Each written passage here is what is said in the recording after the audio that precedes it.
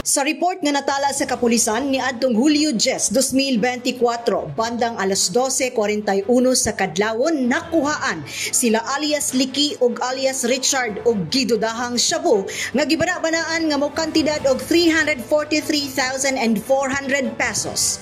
Matud pa ni Panabo City Chief of Police, Police Lieutenant Colonel Jess Anthony Maghirang nga padayon ang iyahang pagmonitor sa mga personahe nga adunay kalambigitan sa illegal nga droga. So paglingkod na ko to since May 27, 2024 no. So far sa mga drug operations nga atong i-conduct no.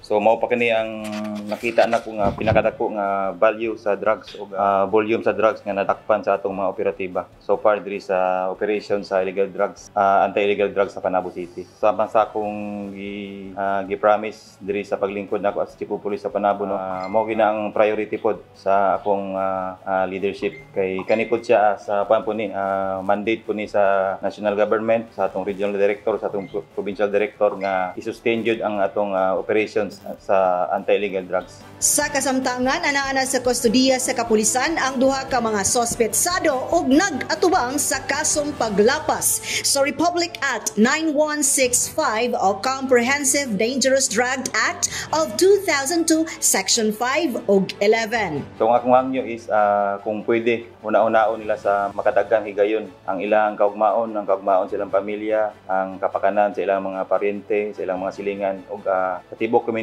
So kung naa pa sila gamay nga tarong nga una-una, so aduna ginatagaan na mo sila og tsansa nga magbag-o og usbon ang ilang mga daotang buhat. Kauban sa kamera si Louie Panagsagan, kini si Dali Amag nga gikan sa City Information Office Broadcast Services alang sa Frontline News Panabo.